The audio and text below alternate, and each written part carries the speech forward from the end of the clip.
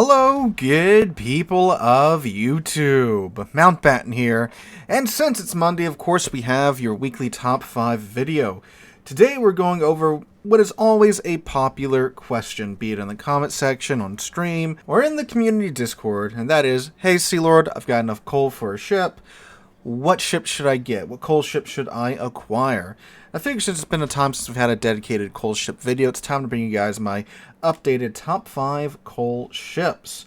So when looking at coal ships, I treat them pretty much as premium ships when I rank them, meaning that I'm looking at, what makes a premium ship a good ship. And that boils down to 3 factors in my mind. One, it's credit printing capabilities, because that's primarily what a lot of players buy premium ships for. 2, is it a fun ship to play or an enjoyable ship to play? Is it easy to play, harder to play? It's another factor when, you're about to drop either $70 or a few 100,000 coal on a premium ship.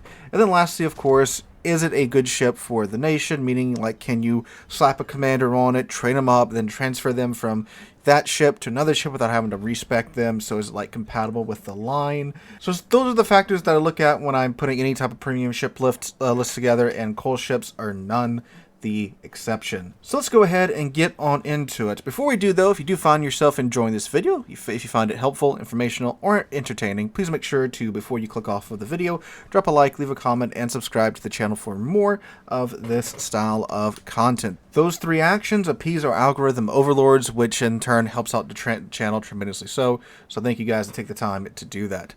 But now, onto the list. Coming at number 5, we have a ship that's probably always going to be on these coal ship lists until the day it gets removed.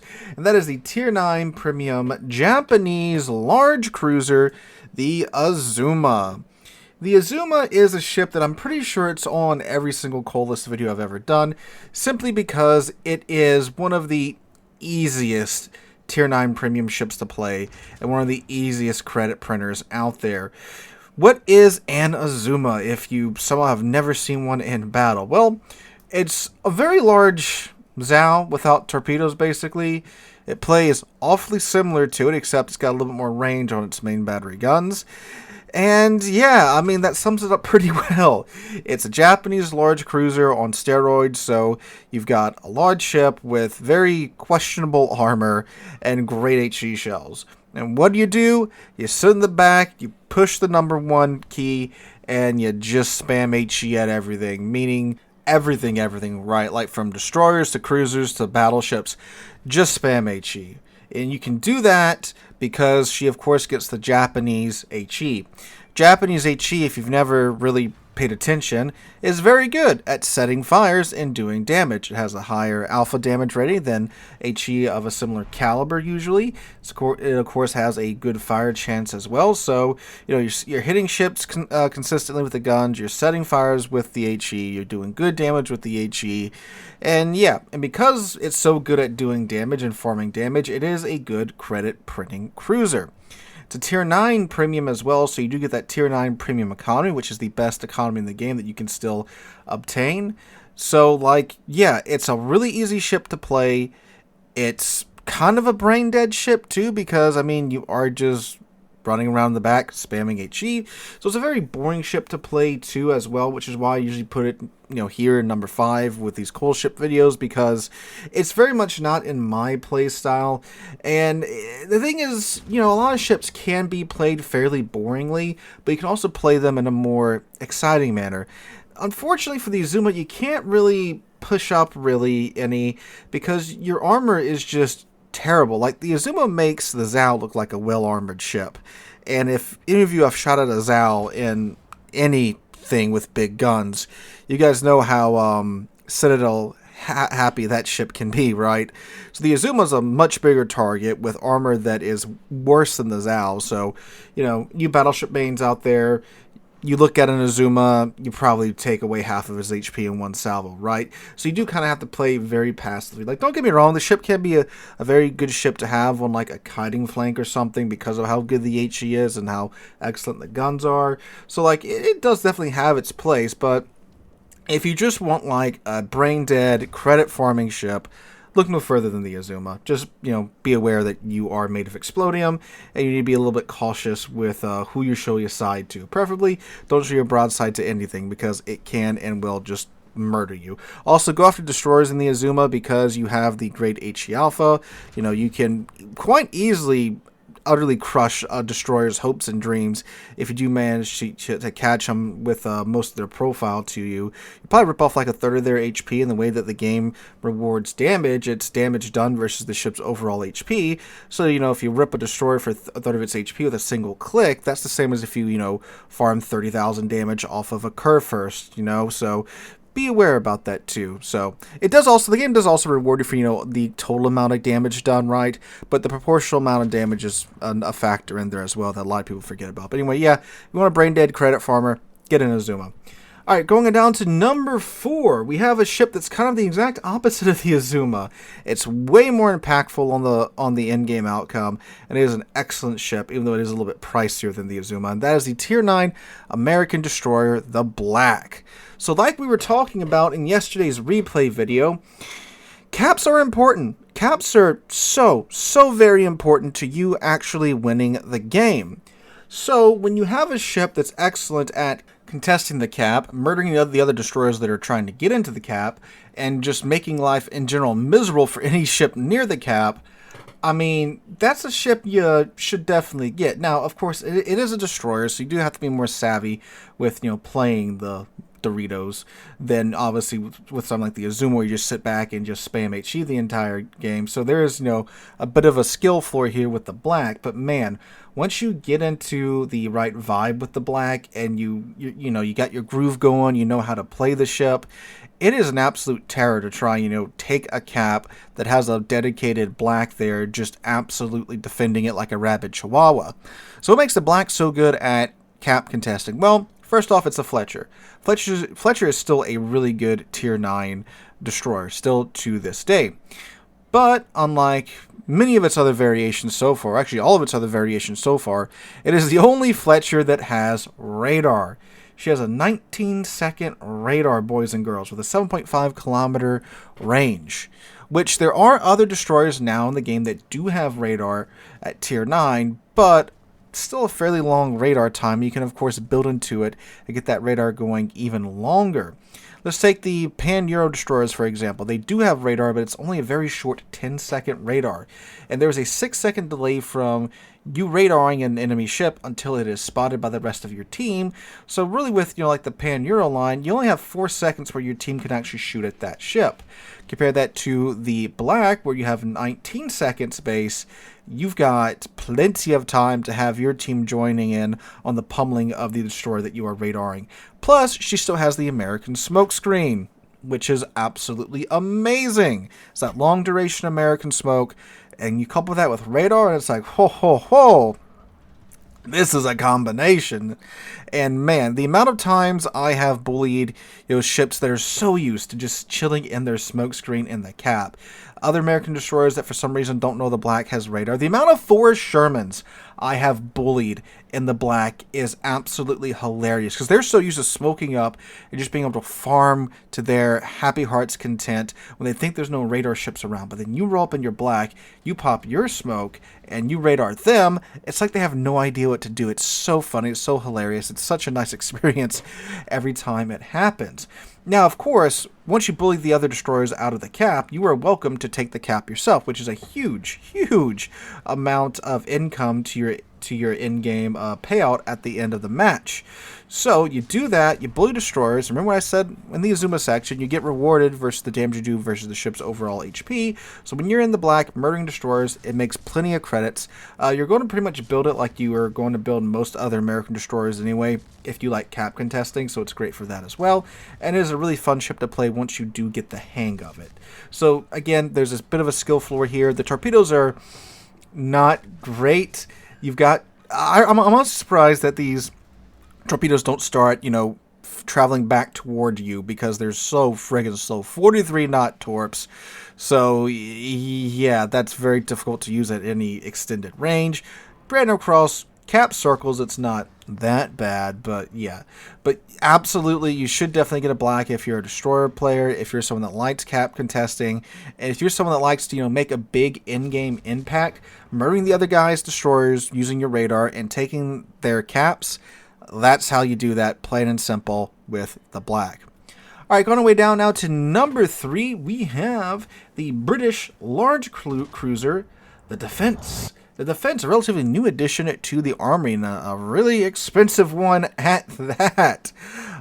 Yeah, the Defence is on the rarer side of things when it comes to Wargaming's rarity system now. So she cost a whopping, 450,000 coal, almost 500,000 coal. Granted, we haven't really been getting tossed a lot of coal content here recently, so there's a good chance a lot of you guys are just absolutely sitting on a mountain of coal like I am. So if you've got your coupon available, you can cut a fourth of that off. So it's not so bad at the end of the day, but it is still a pretty pricey ship. But in my opinion, it's a pretty good one, especially if you like ships like the Siegfried and the Sevastopol, those large cruisers that have battleship guns bolted to their decks, with a good degree of accuracy. That's more the same here with the Defence. And she has 14-inch guns, if you haven't ever seen this ship beforehand, which 14-inch guns at tier 10, not that big, right? That's true, but when you have the accuracy that the Defence has, which I believe it has battle cruiser accuracy, oh yeah, having the 6 14-inch shells drill into the enemy broadside, that's going to hurt. Doesn't matter if you're in a tier 10 battleship or cruiser, it hurts. Very much so. And still, when you have to come up against other cruisers, you have 14-inch guns that are much less likely to overpin than, larger guns that are traveling, at the speeds that these shells are traveling at. So it's really good for dealing with cruisers. And also, too, it still is a British battleship gun set, so you still have really nice HE. So if you can't, let's say someone's, angled into you really steeply, or they're battle tanking you, you can just go, okay, I'm going to press the one button now, and you are just going to burn alive. So the guns are great on the Defence, and she does also have hull-mounted torpedo tubes. She has the turning mechanic, which is featured on the British battlecruiser line. So she has quite a comfortable forward torpedo tube angles, except unfortunately you can't launch torpedoes directly straight ahead. That can be a little bit awkward, but you have a pretty nice firing arc for those torpedoes in the front, and they have a 10-kilometer range, which is really nice. And you also have the British destroyer short burst smoke consumable. Then you can pop that smoke really quick if things are getting too dicey for you and just dip out. The downsides of the Defence is that, well, like many other British cruisers, the armor is lackluster, so you got to be very cautious about your surroundings and who can see you and who's maybe about to shoot at you. You have to play the ship very much with good situational awareness, for sure. Granted, again, the smoke burst does help you get out of some sticky situations, but you do have to be very mindful about where you're at and how many ships are around you and who may be looking at you. You do get a heal with the Defence. It's not a improved heal, or a super heal, I should say, like the Minotaur by any stretch of the imagination, but it is a heal. And what's really interesting about the Defence, too, is that she's actually really good at like mid-range gameplay. That's where she's really the most comfortable at, in my opinion. When you have lots of islands to pop in and out of, and just sneak up on enemy ships, and you pop up 10 kilometers off of their side, and you have very accurate 14-inch guns. It's gonna be a very bad day for them. And you have torpedoes as well. So the Defence is a pretty fun ship, in my opinion. Again, a little bit more difficult to play. You do have to be very mindful of her armor and such, but if you like the Siegfried, you like the Sevastopol, you like those, again, large cruisers with battleship guns, you will definitely like the Defence. And it is Britain's first large cruiser, right? So that's also pretty neat as well, that, they finally got this thing. It did come out a couple of years ago, but, it has returned to the army for coal, so I would definitely, with like a coupon, think about picking up the Defence, or, for sure, any of the ships on this list, right? All right, going our way down now to number 2. We have the Tier 9 American battleship, the Kearsarge. Kearsarge is still incredibly good and relevant, just as she's always been. Probably another coal ship that will be hard to dislodge from one of these lists, because, man, like, the Kearsarge is just such a good battleship if you look past the giant flight deck that's on the middle section of her, right? Her tumor. You know, the Kearsarge is pretty wild that... I remember, you know, hearing this like on live stream when it was announced that the Kearsarge was going to be a thing. I saw the pictures of it. I thought, oh, it's an Iowa with a flight deck. That's horrible. And then I was informed that she does in fact have a 4th turret. So it's more of a Montana with a flight deck. So it's wild that you get 12 16-inch guns at tier 9, and they're the American Battleship 16-inch guns, and they, you know, they have a pretty good degree of accuracy. You can take the American Platinum Mod 2 module that gives you the 11% buff to the dispersion, which is wild. Now, of course, they do have a longer reload time and all that jazz, but the fact that you get 12 16-inch guns that are this good at tier 9 is pretty wild. Now, they are the 45 caliber barrels instead of the 50 caliber barrels that you'll find on the Iowa. So she does have the ballistics of the North Carolina, which means like 17 kilometers and out. It gets a little dicey with how much you have to lead ships at that range. And really, if they are paying attention, they should be able to dodge it. But, of course, in exchange, you have 12 guns that are really good at medium range. And unlike some other hybrids in this game, the Kearsarge is from the ground up designed to be a hybrid battleship. So, like, she still has a really good battleship armor. So, oddly enough, you know, you can play this thing at mid-range, and it will do very well thanks to that armor. And she's also, you know, pretty quick, too, able to go 30-plus knots with the speed flag. And, yeah, it's just wild how good this thing is at, like, mid-range gameplay. Of course, you do have the flight deck that can easily be chunked, which is a, you know, big balancing factor on the Kearsarge. But you do have a flight deck. And you can launch, I think it's like a single flight of midway rocket planes. I haven't played the midway yet. I don't have it unlocked yet, so I'm not 100% for sure. But from my understanding, that's what it is. So not only do you have some great guns, actual battleship armor over most of your ship, but you have planes with really consistent HE rockets. So it's so easy to do consistently well in the Kearsarge thanks to those factors. Like the planes, you can launch them, fly to the other side of the map, strike someone over there, and still remain very relevant. How many times have you guys, you know, been on a flank, your team crushes it, and now you have to rush to the other side of the map and try to get some more damage in before the game ends? With the Kearsarge, you're in a surface ship that could do that with its aircraft. So, yeah, you don't really care too much if, you know, the side that you're on just completely tanks, because you can still do that. So, she's a great ship, good battleship. I know it's a hybrid, so boo, but like, I'd be lying to you if I'd say this thing isn't pretty solid. But we must go on our way down now to number 1, which is a ship that's near and dear to my heart, the Tier 9 premium German battleship, the Pommern. Big surprise, I love this ship. The Pommern, the Pommern, the Pommern. The Pommern is what you have to do to make the FDG good. You give it 12 15-inch guns, you strap some torpedoes tubes to it, and yeah, there you go. Who knew that's all it took, right? But yeah, the Pommern is a great Tier 9 premium ship. One of the best premium ships in the game, in my humble opinion. Obviously, I'm a little biased to the whole, you know, German battleship brawling gameplay style, because that's what I really enjoy. And the Pommern is a ship that I will not sit here and tell you it's a great ship for random battles. It's not. It does have its moments, though. And, you know, you German battleship mains out there, we've suffered together long enough to know how to get these things to work in today's meta. So if you're one of those people, you can definitely make it work.